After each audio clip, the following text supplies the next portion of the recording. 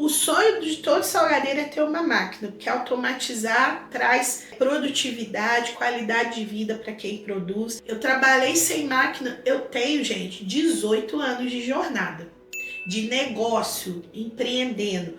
Desses 18, só 7 são com máquina, gente. Então quer dizer que tem 11 anos de história aí sem máquina. E 11 anos que eu empreendi, gerei emprego, tinha um bom salário. Hoje, claro que com máquina a gente ganha 4, 5 vezes mais.